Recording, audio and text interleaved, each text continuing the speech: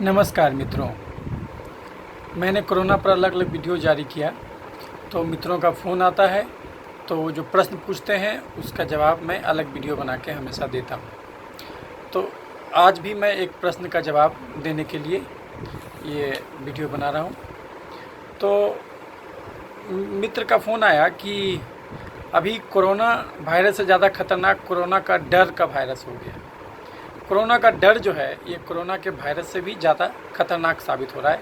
लोग बहुत ज़्यादा डर गए हैं। पढ़े लिखे लोग, यहाँ तक हमारे चिकित्सक वर्ग के लोग भी बहुत डर गए हैं। मरीज को देखना नहीं चाहते, वो बहुत दूर से देखना चाहते, बिना पीपीई के काम नहीं करना चाहते। उनको अंदर डर लगता है कि कहीं हमें ना हो जाए। तो लोगों का प्रश्न था कि आखिर ये डर को कैसे ख़त्म किया जाए। तो उसमें यह है कि पहले तो आपको समझिए कि डर होता क्यों, डर है क्या। डर बेसिकली एक नकारात्मक भाव है, एक नकारात्मक भावना है, एक नेगेटिव सेंटीमेंट है डर। डर क्यों दिया गया इंसान में? डर इसलिए दिया गया, कुछ डर तो ज़रूरी है। जैसे आपको आग का डर है, आप कहीं पर आग जलता हुआ देखें तो आप वहाँ से भागने लगते हैं, नहीं भागिएगा तो आग में जल जाइएगा। कहीं सांप देखे तो सांप से भागने लगते, नहीं भागिएगा तो अगर वो विषैला सांप होगा तो काट लेगा। जितना लोग मरता है सांप काटने से, ज़्यादातर सांप, सब लोगों को पता है कि ज़्यादातर सांप विषहीन होता, लेकिन फिर भी लोग डर जाता और डर से बहुत लोग डर करके शौक में चला जाता, उसको साइकोजेनिक शौक कहते। तो डर का हमारे शरीर पर नकारात्मक प्रभाव होता है, लेकिन डर प्रोटेक्टिव भी होता है और डर कंडीशनिंग से आता है। जैसे कि एक 6 महीने के बच्चे के बगल में गेहूं सांप रख दीजिएगा, कोबरा, वो उसको पकड़ लेगा, क्योंकि वो अभी जानता नहीं कि विष क्या चीज़ है। जिस दिन वो जान लेता है कि किसी सांप को काटते हुए, आदमी को मरते हुए देख लेता है, तो फिर वो उसे डरने लगता है। तो ये डर कहीं ना कहीं इस बात से जुड़ा हुआ है कि आप मरने से डरते हैं। अल्टीमेटली आप मरने से डरते हैं, आप अपमान से डरते हैं, आप अपने पालिए वस्तुओं को खोने से डरते हैं। ये अलग अलग प्रकार का डर है। तो अब सवाल उठता है कि इस डर को कैसे ख़त्म किया जाए। तो पहली तो बात आपको समझना होगा कि किसी भी चीज़ को ख़त्म करने के लिए जड़ धरना होगा, उसकी जड़ में चले जाइए। डर का कारण क्या है? अब जैसे कोरोना के केस में कोई डर रहा है कि हमें न पकड़ ले, तो आप अच्छी तरीके से जान रहे हैं कि इस धरती पर कोरोना के चलते केवल 6% लोग ही मरता है, और वो वही लोग मरते हैं जो अपने शरीर में चीनी का भंडार लेके घूमते हैं, जो जम के चीनी खाए हैं, कार्बोहाइड्रेट जम के खाए हैं, प्रोटीन कम खाए हैं और नहीं टहले हैं, वही लोग डरते हैं। अब अगर कुछ लोग कहे कि सर हमें क्या पता कि हम क्या खाए हैं नहीं खाए हैं, आप चिकित्सक हैं, आपको पता है, हमको तो पता नहीं, एक लेमैन है। तो अगर हम डरें कि नहीं डरें, और सब डायबिटीज़ वाला तो नहीं मर जाता, सब हाइपरटेंशन वाला तो नहीं मर जाता, तो फिर भी हमको डर है। हम बाहर निकलते हैं तो पहले तो आसानी से निकल जाते थे, अब मास्क लगाते हैं, 5 बार हाथ धोते हैं। अब न्यूज़पेपर वाले को बोल दिए हैं कि भाई वो हमारे घर में ना आए, तो वगैरह वगैरह, हम बहुत सारी चीज़ों से डरने लगे हैं। तो इस डर को कैसे ख़त्म किया जाए? तो 2-3 चीज़ समझिए। डर हमेशा भविष्य में होता है, डर कभी वर्तमान में नहीं होता। हम इसलिए डरते हैं क्योंकि हम वर्तमान में जीवन नहीं जीना चाहते। वर्तमान में कोई डर नहीं है, हम भविष्य की कल्पनाओं में डूबते हैं कि हमने ये योजनाएं बनाई हैं, अगर हमें कुछ हो गया तो वो योजनाओं का क्या होगा, अगर हम इस धरती पर ना रहे तो उन योजनाओं का क्या होगा।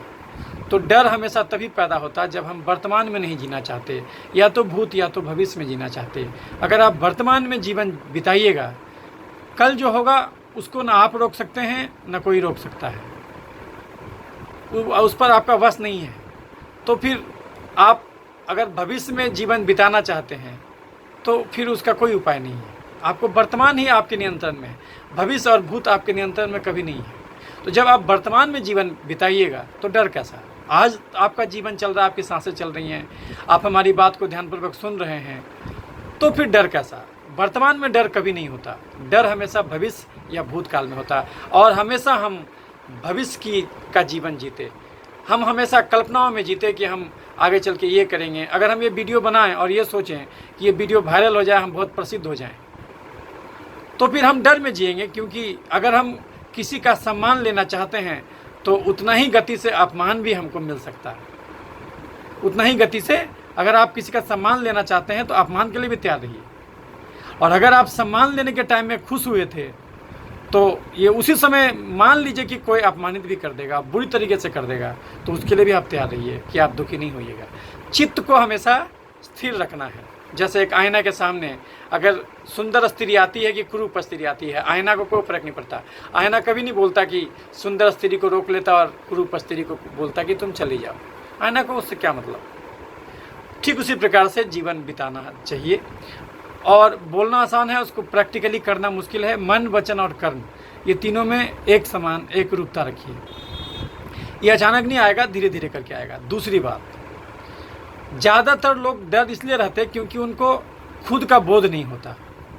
यदि आप ये जान जाइएगा कि आप हैं कौन, तो फिर ये डर ही खत्म हो जाएगा। अगर आप ये सोच के बैठे हैं, अगर ये सोच के बैठे हैं, अगर हमको कोई पूछे कि मैं कौन हूँ, तो हम बोलेंगे डॉक्टर क्रांति हैं हम, तब तो इसका मतलब है कि हमको अपना ज्ञान ही नहीं है।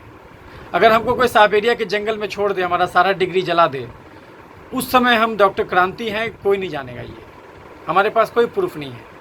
हम ये झूठा ज्ञान और झूठा डिग्री बाहर से ओढ़ लिए हैं, लेकिन भगवान हमको ऐसा पैदा नहीं किया था। तो उस समय जो हम हैं वही हम हैं। जब आपका ये सारा चीज़ जो आपने बाहर से ओढ़ा है ये सब खत्म हो जाए, तब जो आप हैं वही आप हैं। तो वो तो कभी बदलता नहीं, वो कभी घटता नहीं, वो तो कभी घटता नहीं। आदमी मर जाता है, ये शरीर मर जाता है, आत्मा कहाँ मरती, तो वो तो कभी मरेगा ही नहीं। तो फिर आप उस किसके लिए डर रहे हैं। तीसरी बात, डर इसलिए होता क्योंकि हम शरीर से तादात्म्य बना लेते। हमको लगता है कि शरीर ही हम हैं। तो अब शरीर को कुछ भी तकलीफ हो रहा है तो इसका अर्थ है कि हमको तकलीफ हो रहा है। तो इस तादात्म्य को तोड़ना होगा। अब ये कैसे होगा? अब ये ऐसे होगा क्योंकि उसके लिए हमें अपने आप में डूबना होगा, ध्यान करना होगा। जब हम अपनी सारी चीज़ों को बिल्कुल भूल जाएंगे और सीधे अपने आप पर ध्यान लगाएंगे, प्राणायाम है, अपने एक एक सांस को महसूस करेंगे, कैसे हम सांस ले रहे हैं, सांस को रोकेंगे फिर छोड़ेंगे, सांस कैसे अंदर गया कैसे बाहर आया, आप एक एक सेल को भी महसूस कर सकते हैं। जब आप अंदर की यात्रा पर निकलिएगा तो उस समय आपको ये डर खत्म हो जाएगा। तीसरी बात, डर और क्यों होता? डर इसलिए होता क्योंकि हम कर्ता का भाव लाते। हम कहते कि हमने ये कर दिया, हमने ये सफलता अर्जित कर ली, ये हमने उपलब्धि, हमने रोक दिया कोरोना को। ये कहना कर्ता का बोध जगाना है। गीता में कहा गया कर्म करो लेकिन कर्ता का बोध मत लाओ। कुछ लोग इसका गलत अर्थ लगाते हैं। कुछ लोग कहते हैं कि नहीं, ये ज्ञान सही नहीं है, कर्म करो और फल की चिंता ना करो। तो इसको वो सही ढंग से नहीं समझ पाते। उनको लगता है कि कर्म करने से जो है कि ये रोका जा रहा है। कर्म तो करना ही है, कर्म आप बिना किए रह ही नहीं सकते। कर्म तो आप करने के लिए ही पैदा हुए हैं और कर्म आनंद है। कर्म को आनंद बनाइएगा तो आपको कभी भी कर्म अगर आनंद बना के कीजिएगा तो फिर आपको उसमें थकान नहीं होगा, वो आपको बोझ नहीं लगेगा। और अगर वर्तमान में कर्म कीजिएगा तो भी बोझ नहीं लगेगा। आप भविष्य का चिंता कीजिएगा कि हम पास होंगे कि फेल होंगे, वो भविष्य में चले गए आप, तो फिर उसमें दुख शुरू हो जाएगा। यदि आप वर्तमान में जीवन बिताइएगा दुख नहीं होगा। और कर्ता का बोध नहीं लाना। हमने ये खोज लिया कि सब बीमारी चीनी से होता, लेकिन अगर ये सोचे कि हमने ये खोजा है तो ये हो गया कर्ता का बोध लाना। फिर हमको दुख होगा क्योंकि कल को कुछ लोग प्रतिक्रिया करेंगे। कुछ लोग हो सकता है कि बहुत ख़राब कमेंट करें ये वीडियो देख के, हमको गाली दें, हमको प्रताड़ित करें। तो अगर उनकी प्रशंसा से हम खुश हो रहे हैं, उसी समय हम ये बीज रोप दे रहे हैं कि हमको कल कोई ये कुछ गलत बोलेगा तो हम उससे दुखी भी होंगे। तो इसीलिए कर्ता का बोझ नहीं लाना। अब कर्ता का बोध कैसे नहीं लाना, इसको समझने के लिए आप मैं बता रहा हूँ, एक कहानी सुना रहा हूँ, उस कहानी को समझिए आप। 3 माचिस का तीली तैर रहा था समुद्र में। और तीनों उसी गति से तैर रहा है, लेकिन तीनों अलग अलग चीज़ सोच रहा है। तो तीनों को मन में अलग अलग बोझ उत्पन्न हो रहा है, तीनों में अलग अलग दुख और सुख उत्पन्न हो रहा है। इसको समझिए। एक माचिस का तीली कह रहा है कि मैं इस नदी को, इस समुद्र को आगे ले जा रहा हूँ, मैं इस नदी को आगे ले जा रहा हूँ, मैं ही चला रहा हूँ, और मैं प्रयत्न करूँगा तो ये और स्पीड से बढ़ेगा, इसलिए मैं जोर लगाता हूँ। वो जोर लगाना शुरू कर दिया। दूसरा माचिस का तीली कहता कि नहीं, मैं इसको रोक दूंगा, मैं इस नदी की धार को रोक दूंगा, और अभी भले मैं इसकी धारा में चले जा रहा हूँ, लेकिन एक दिन मैं इसको रोक दूंगा, मैं अपना पूरा प्रयत्न लगा दिया हूँ, मैं इसको रोक दूंगा। लेकिन वो भी उसी रफ्तार से चला जा रहा है। एक तीसरा माचिस का तीली है, वो कहता कि मुझे परमात्मा पर भरोसा है, मैं किसी को नहीं रोकूंगा, ये धार मुझे जहाँ ले जाएगी मैं जाऊँगा। अब ये तीनों एक ही स्पीड से जा रहा है, लेकिन तीनों अलग अलग सोच रहा था। तो उसके चलते जो पहला आदमी था वो सोचा कि मैं ही चला रहा हूँ। जब उसको सही में भान होगा कि वो नहीं चला रहा है, ये तो सब नदी चला रहा है, वो तो बस डूब रहा है उसमें, तैर रहा है उसमें, तो उस दिन उसको उसका सारा अहंकार टूटेगा, तो उसको कष्ट होगा। और जो दूसरा व्यक्ति है जो बोल रहा है कि मैं इसको रोक दूंगा कभी न कभी, वो झूठा मेहनत कर रहा है, उसको भी जब सच्चाई का पता चलेगा तो उसको भी दुख होगा। और एक आदमी जो बोल रहा है कि ये तो चल रहा है, हम चलने देंगे, हम वर्तमान में रहेंगे, हमको भूत और भविष्य की चिंता नहीं है, क्योंकि भूत और भविष्य पर हमारा नियंत्रण नहीं है, तो वो मज़े में रहेगा। अब जो लास्ट वाला है उसको दुख बिल्कुल नहीं होगा, और उन दोनों को दुख हो सकता है, उन दोनों को दुख हो सकता है। एक को तो उस समय नहीं पता चलेगा, उसको लगेगा कि तो जिस हम ही चला रहे हैं तो सुखी महसूस करेगा, और एक उसको लगेगा कि हम तो रोक रहे हैं, रुक नहीं रहा है, तो उसको दुखी महसूस होगा। लेकिन सुख और दुख एक ही सिक्के का दो पहलू है। हमें सिखाया जाता था कि अगर संसार को छोड़ना है तो चले जाओ हिमालय। वास्तव में ये हिमालय जाना कोई वो कोई संन्यास नहीं हुआ, क्योंकि वो तो वही बात हुआ कि कोई पैर के बल खड़ा तो कोई सिर के बल खड़ा हो गया, तो एक ही चीज़ है। अल्टीमेटली दोनों के केंद्र बिंदु पर संसार है। आप संसार के प्रति आकर्षित हुए, अगर संसार से दूर चले गए, अल्टीमेटली आपके फैसले का जो केंद्र बिंदु है वो संसार ही है। तो दोनों अर्थों में वो आप सन्यासी नहीं हुए। सन्यासी तो तभी हो सकते जब इस जीवन में रह के जीवन से परे जीना।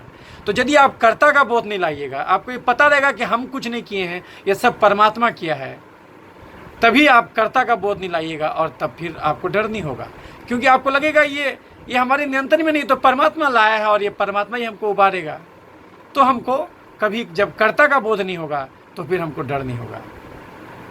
अगर हमको अपने आप की पहचान हो जाएगी कि मैं कौन हूँ, मैं तो वो चिर आत्मा हूँ, वो तो कभी मिटता नहीं, तो हमको डर नहीं होगा। अगर हमें ये बोध हो जाएगा कि ये, और डर इसलिए भी होता क्योंकि हम ज़्यादातर अपना पहचान भूल जाते। क्यों? क्योंकि हम हमारे बारे में दूसरा क्या सोच रहा है, ज़्यादातर हम इसी से अपनी पहचान करते हैं कि भाई अगर हम ये वीडियो जारी कर रहे हैं तो फलाने ने क्या कमेंट किया, वो हमको हमारा बड़ाई किया कि नहीं किया, उसके अनुसार हम अपने आप को तौलेंगे। अगर अपने आप को परिभाषित करने का ये तरीका हमारा हो जाएगा तो फिर हम डर के रहेंगे, क्योंकि हम उसके गुलाम हो गए। अब अगर वो उसके नियंत्रण में हम आ गए, क्योंकि अब हम अपनी सारी शक्तियों को उसको सौंप दिया, हम खुश हों कि दुखी हों, ये नियंत्रण, ये बागडोर, ये सूत्रधार मैंने उसको सौंप दिया, तो फिर अब तो मैं दूसरे के नियंत्रण में आ गया। अब तो जब चाहेगा हमको दुखी करेगा, जब चाहेगा सुखी करेगा। तो ये हमें समझना होगा कि अगर हम कर्ता का बोध लगा के काम करेंगे तो हमको डर होगा। अगर हमें वर्तमान में जीवन नहीं बिताएंगे, भविष्य और भूतकाल में जीवन बिताएंगे तो हमको डर होगा। अगर हम अपने आप को समझ गए कि हम क्या हैं, ये शरीर से तादात्म्य टूट जाएगा तो हमको डर खत्म हो जाएगा। और अगर हमें ये बोध जग जाए कि हम जो ज्ञान ओढ़े हैं वास्तव में ये अधूरा विचार है, ज्ञान और विचार और जो है कि ये विचार में अंतर होता है। आप विचार ओढ़ते हैं, उधार होता, ज्ञान तो अंदर से उपजता। और ज्ञान वही है कि ये जान लेना कि अभी तक हम जो भी जाने ये सब उधार का ज्ञान है, ये ज्ञान नहीं है। जब आप अपने आप को खोज लेते हैं तभी आप ज्ञानी होते हैं। ज्ञानी का अर्थ ये समझ लेना कि ये शरीर जो है, ये क्रांति जो है, ये डॉक्टर क्रांति जो है, ये हम नहीं हैं, हम कुछ और ही हैं। हम वो हैं जो शुद्ध हम हैं, जो अपनी सारी डिग्री को जलाने के बाद जो हम बचे वही हम हैं। तो वो तो कभी मरता नहीं। जिस चीज़ को मृत्यु ना छीन पाए वही हम हैं, और वो तो कभी मरेगा नहीं, तो फिर डर किस चीज़ का है। तो अगर हम अपना सारा आयोजन बाहर से करें, चाहे वो सुख का हो कि दुख का हो, अगर हमने अपने सारे आयोजनों को बाहर से करने का जिम्मा उठा लिया तो हम डर के रहेंगे। अगर हम अपनी सारी खुशी अपने आप से पाएँ तो फिर हमें डर कभी नहीं होगा। तो डर की उत्पत्ति हम खुद करते। वर्तमान में कभी डर नहीं है।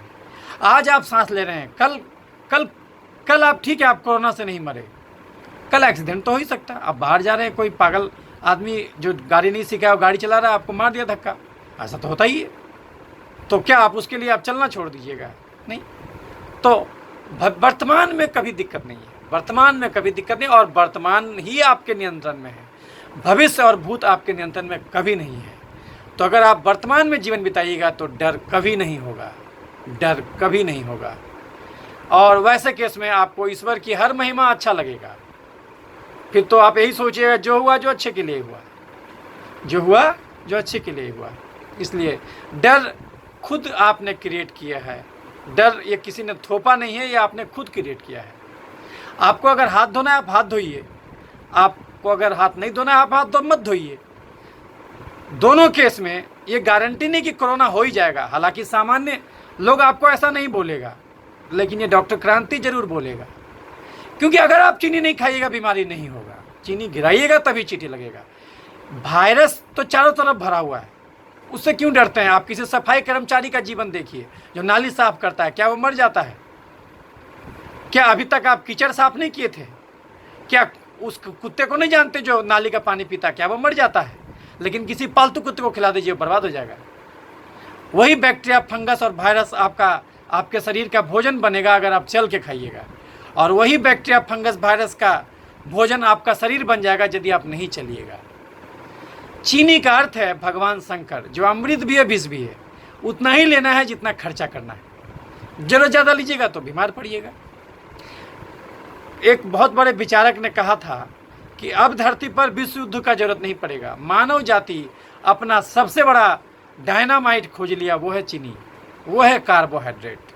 और अब मनुष्य जाति परिष्कृत से परिष्कृत कार्बोहाइड्रेट ईजाद करते जा रहा है, और शारीरिक श्रम कम से कम करने का सारा उपक्रम बना लिया। अभी तो अब ये हालत हो जाने वाला है कि लॉकडाउन के बाद सब लोग, सरकार धीरे धीरे ख़त्म करेगी, एक तो ये बात। दूसरी बात, लॉकडाउन के बाद ये तय मान लीजिए कि आपको सरकार तुरंत कभी छूट नहीं देगी, और आपको अब सिखाया जाएगा कि घर में बैठ के काम कीजिए।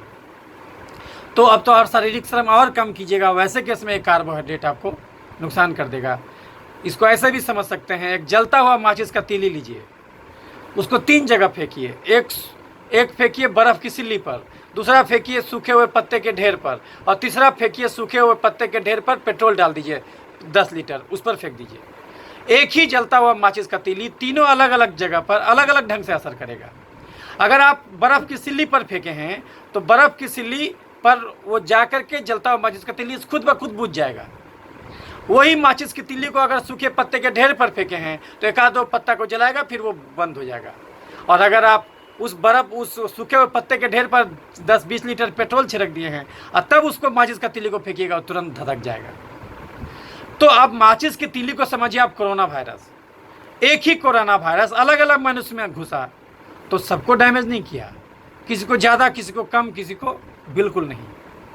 तो आप अपने शरीर को पेट्रोल से मत भरिए। जो काम गाड़ी में पेट्रोल का है वही काम शरीर में कार्बोहाइड्रेट का है। वो भी हाइड्रोकार्बन है, ये भी हाइड्रोकार्बन है।